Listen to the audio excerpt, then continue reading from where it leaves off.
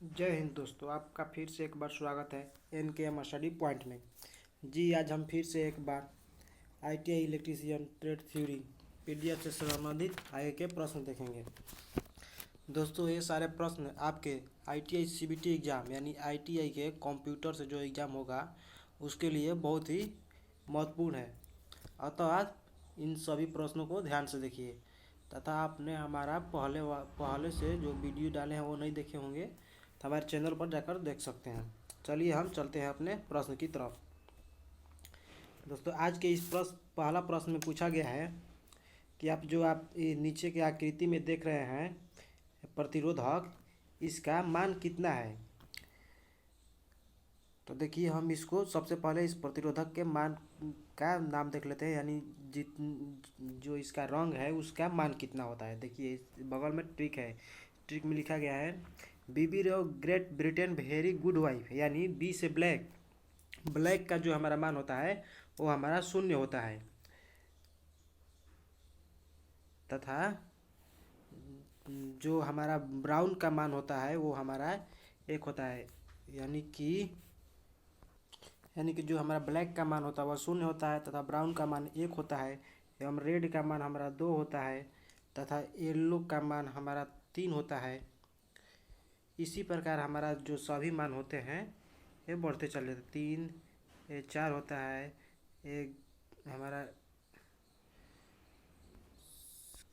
Yellow का हमारा मान 4 होता है तथा ग्रीन का मान हमारा 5 हो जाता है। इसी प्रकार ये ब्लू 6 और ये वायलेट 7, 8 और ये 9 हो जाता है। यानी कि जो हमारा रंगों का मान होता है वो 0 से शुरू होकर 9 तक होता है। देखिए, इस प्रश्न में देखते हैं इस क्वेश्चन में हमारा कौन कौन सा रंग दिया गया है। पहला रंग है रेड, तो रेड का हमारा मान इसमें कितना है, 2 है। दूसरा रंग है ग्रीन, तो ग्रीन का हमारा मान इसमें कितना है, तो देख लीजिए ग्रीन का मान हमारा 5 है, तो हम 5 लिख देंगे।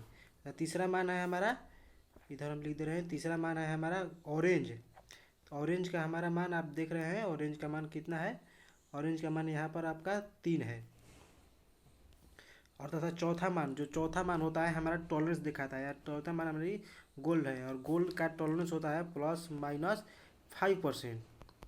तथा आप इसे जानते होंगे, आपको नहीं भी मालूम होगा तो हम बता दे रहे हैं कि इसका जो मान लिखा जाता है रंगों का, वो हमारा पहला पहला जो मान है उसको जस का तस लिख देते हैं, यानी इस प्रतिरोधक का हमारा मान हो जाएगा। पहला मान 2 है तो 2 हम लिख देंगे तथा दूसरा मान हमारा ग्रीन का भी मान हम अपना जस का तस लिख देते हैं, यानी जो है उसी लिख देते हैं। तथा जो तीसरा मान होता है ऑरेंज, मान लीजिए तीसरा मान हमारा ऑरेंज है, यानी तीसरे मान के बराबर हम जितना उसका मान होता है उतने बराबर हम उस पर 0 से, यानी उतने हज़ार से या उतना 0 बैठा देते हैं उसके अंक के पीछे। तो इसमें हमारा तीसरा मान कितना है, 3 है, तो हम इसके पीछे हम 3 ठो 0 बैठा देंगे। 3 ठो 0 हो गया हमारा। तथा इसका टॉलरेंस है हमारा ±5%, तो इसका टॉलरेंस हम लिख देंगे +-5%। तथा इसी को हम लिखेंगे अगर सजा कर तो ये हो जाएगा हमारा 25 × 10⁻³ ±5%। अतः इस प्रश्न का हमारा राइट आंसर हो जाएगा ऑप्शन नंबर सी। यानी कि जो आप नीचे वाले प्रतिरोधक देख रहे हैं इसका मान हमारा हो जाएगा 25 × 10⁻³ ±5%। आप हमको उम्मीद होगा कि आप इसका रंग कोड निकालना सीख गए होंगे। चलिए हम आगे के प्रश्न की ओर चलते हैं। इस प्रश्न में आपसे पूछा गया है कि व्हीटस्टोन ब्रिज की संतुलन की अवस्था में, यानी ये जो व्हीटस्टोन ब्रिज है यहाँ पे संतुलन अवस्था में है, तो इसमें अज्ञात प्रतिरोध RDX का मान ज्ञात कीजिए। तो इसमें ये जो आपका RDX मान है इस मान को पूछा गया है। मान लीजिए ये मान हमारा RDX मान हमारा X है। तो देखिए, हम सबसे पहले देख लेते हैं इसमें क्या क्या मान दिया है। हमारा PAB मान दिया है 400 ओम तथा QBC मान दिया है 200 ओम एवं SD मान दिया है 12, यानी कि यानी कि 12 ओम।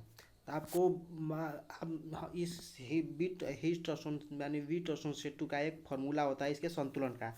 अगर यह संतुलन अवस्था में होता है तो ये दोनों मान का औसत तथा इन दोनों मान के औसत के बराबर होता है। यानी कि हम ये कह सकते हैं इन दोनों मान का औसत PAB एवं PAC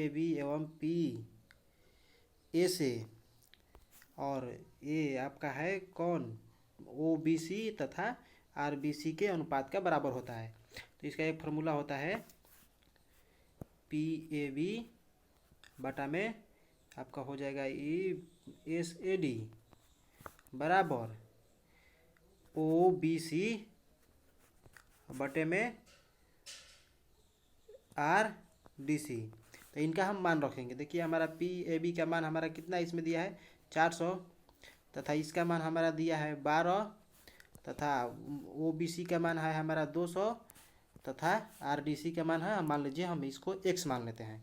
देखिए हम इसको नेक्स्ट पेज पर सोल्व करते हैं। तो इसको अगर हम क्रॉस मल्टीप्लाई करेंगे यानी तिरछा तिरछी गुणा, तो इसका मान हो जाएगा हमारा x बराबर आपको हो जाएगा 200 गुणे 12 बटा में 400। तो इसको हम 200 से 400 कटाएंगे तो 2 बार में कट जाएगा और दे हमारा 6 बार में, यानी x बराबर हमारा हो जाएगा x बराबर 6, यानी x का मान हमारा 6 ओम आ गया। अतः इस प्रश्न का हमारा राइट आंसर हो जाएगा आपका ऑप्शन नंबर बी, यानी कि 6 ओम। यानी जो आप ये व्हीटस्टोन सेतु ब्रिज देख रहे हैं, इसमें जो आपका अज्ञात मान है उसका मान आपको 6 ओम होगा, यानी ऑप्शन नंबर बी। चलिए हम चलते हैं अगले प्रश्न की ओर। इस प्रश्न में पूछा गया है कि श्रेणी परिपथ का क्या उपयोग है, यानी कि आप निम्न में से 4 ऑप्शन है, इन चारों में से इसमें पूछा गया है कि किस ऑप्शन में हम श्रेणी परिपथ का उपयोग करते हैं। ऑप्शन नंबर ए है वोल्ट मीटर संयोजन में, या ऑप्शन बी है घरों में प्रकाशीय परिपथ में, या ऑप्शन सी है अमीटर में शंट प्रतिरोध में, या ऑप्शन डी है वोल्ट मीटर का मल्टीप्लायर प्रतिरोध में। तो इस प्रश्न का हमारा राइट आंसर हो जाएगा ऑप्शन नंबर डी, यानी कि जो हमारा होता है श्रेणी परिपथ का उपयोग हम वोल्ट मीटर के मल्टीप्लायर प्रतिरोध में करते हैं। तथा इस प्रश्न का ऑप्शन नंबर ए है जो हमारा वोल्ट मीटर का संयोजन हम अपने वोल्ट मीटर का संयोजन हम समांतर क्रम में करते हैं। चलिए हम अपने अगले प्रश्न की ओर चलते हैं। इस प्रश्न में पूछा गया है श्रेणी परिपथ में खुले प्रतिरोध पर क्या प्रभाव पड़ेगा, यानी कि हमारा मान लीजिए कोई हमारा परिपथ है, श्रेणी परिपथ में है तथा इसका ये परिपथ खुला हुआ है यानी ओपन है। तो इसमें इस प्रश्न में पूछा जा रहा है कि इस ओपन परिपथ में क्या प्रभाव पड़ेगा। तो इसका ऑप्शन नंबर ए देख लेते हैं, खुले परिपथ में कोई प्रभाव नहीं पड़ेगा। ऑप्शन बी है खुले परिपथ में पूर्ण परिपथ धारा बहेगी, या ऑप्शन सी है खुले परिपथ के दोनों ओर कुल आपूर्ति वोल्टेज दिखेगा, या ऑप्शन डी है खुले परिपथ के दोनों ओर कोई वोल्टेज नहीं दिखेगा। इस प्रश्न का हमारा राइट आंसर हो जाएगा ऑप्शन नंबर सी, यानी कि जो हमारा श्रेणी परिपथ होता है उसमें अगर कोई परिपथ खुला हो तो उसके दोनों छोर पर हमें वोल्ट दिखेगा, लेकिन जो आपके बीच में जो आपका परिपथ जहाँ से भंग हो गया है उसके बीच में कोई भी वोल्ट आपूर्ति नहीं दिखेगी। चलिए हम चलते हैं अपने अगले प्रश्न की ओर। इस प्रश्न में हमसे पूछा गया है जो आपका R3 मान है, इस अज्ञात R3 मान का मान पूछा गया है, यानी ये अज्ञात R3, हम इस अज्ञात R3 मान को हम x मान लेते हैं। तो इस प्रश्न में देखिए हम देख लेते हैं सबसे पहले क्या क्या दिया गया है इस प्रश्न में। इस प्रश्न में हमारा वोल्टेज दिया गया है 24 तथा करंट यानी I का मान दिया गया है 12 एवं R1 का मान है हमारा 4, R2 का मान है हमारा 6 एवं R3 का मान हमें निकालना है, यानी R3 का मान पूछा गया है। तो सबसे पहले इस प्रश्न में हम आपके कुल परिपथ का हम प्रतिरोध निकाल लेते हैं। तो कुल परिपथ का प्रतिरोध यानी R बराबर हो जाएगा हमारा आपको V/I, और V का मान हमारा 24 है तथा I का मान हमारा 12 है। तो इसका मान हमारा 2 हो जाएगा, यानी R बराबर हमारा 2, यानी कि जो ये पूरा परिपथ है इस पूरा परिपथ का प्रतिरोध हमारा 2 हो जाएगा। अब इस प्रश्न में हमसे पूछा गया है कि ये केवल R3 परिपथ का मान निकालना है। तो इस R3 परिपथ का मान हम अगले पेज पर निकालते हैं। देखिए तो हम जानते हैं कि समानांतर परिपथ में कोई भी अगर संयोजन किया जाए तो 1/RT बराबर होता है 1/R1 + 1/R2 + 1/R3। तो 1/R1 का मान हमारा 6 है तथा R1 का मान हमारा 6 है तथा R2 का मान हमारा 4 है एवं R3 का मान हमारा नहीं दिया है, तो हम x को x मान लेंगे। तो इसका हम देखिए अब लघुत्तम निकालेंगे, तो इसका हो जाएगा 24x एवं इसको सोल्व करेंगे तो हमारा हो जाएगा 4x प्लस ये हो जाएगा हमारा 6x और ये हो जाएगा हमारा 24x। तो अगले पेज पे इसको सोल्व करते हैं। देखिए तो इसका मान हो जाएगा हमारा R1/RT का मान हमारा 2 आया है, यानी इतना बराबर इतना हो जाएगा। अब इसको हम सोल्व करेंगे, तो इसको सोल्व करेंगे तथा इसका हम अगर क्रॉस मल्टीप्लाई कर देते हैं तो देखिए हो जाएगा हमारा 24x बराबर 20x प्लस 48 और x बराबर हो जाएगा हमारा 24 में से 20 घट गया तो 4x बराबर हो जाएगा हमारा 48 और इसको कटा देंगे तो x बराबर हो जाएगा हमारा 12 यानी बचो के 48। अतः इस प्रश्न का राइट आंसर हो जाएगा 12 ओम, यानी जो आपका R3 मान है R3 मान का हमारा प्रतिरोध 12 ओम हो जाएगा। यानी इसका ऑप्शन देख लेते हैं कितना ऑप्शन में दिया है, तो 12 ओम हमारा डी ऑप्शन में दिया गया है। अतः इस प्रश्न का राइट आंसर हो जाएगा ऑप्शन नंबर डी। चलिए हम अपने अगले प्रश्न की ओर चलते हैं। इस प्रश्न में हमसे पूछा गया है कि परिपथ का क्या प्रभाव होगा यदि AB को लघुपटित कर दिया जाए, यानी जो आपका AB छोर है तो इसको अगर हम शॉर्ट करा दें तो इस परिपथ में क्या प्रभाव पड़ेगा, यही क्वेश्चन आपसे पूछा गया है। तो इस क्वेश्चन का देखिए ऑप्शन नंबर ए है परिपथ प्रतिरोध शून्य हो जाएगा, यानी कि जो आपका ये प्रतिरोध है इस परिपथ में जो प्रतिरोध है वह शून्य हो जाएगा। या ऑप्शन नंबर बी है सभी शाखाओं में समान धारा बहेगा। अगर हम इस परिपथ में शॉर्ट करा दें तो क्या सभी शाखाओं में, यानी जो आपका ये सभी शाखा है इसमें समान धारा बहेगा। या ऑप्शन सी है प्रत्येक शाखा में आपूर्ति वोल्टेज रहेगा। या ऑप्शन डी है कुल परिपथ धारा प्रत्येक शाखा धारा के समान होगी। तो इस प्रश्न का हमारा राइट आंसर आ जाएगा ऑप्शन नंबर ए, यानी कि अगर हम इस परिपथ में शॉर्ट करा देते हैं तो इस परिपथ का जो प्रतिरोध मान होगा वह शून्य हो जाएगा, यानी R बराबर हमारा शून्य हो जाएगा तथा इसका जो वोल्टेज यानी करंट होगा वो हमारा अनंत हो जाता है।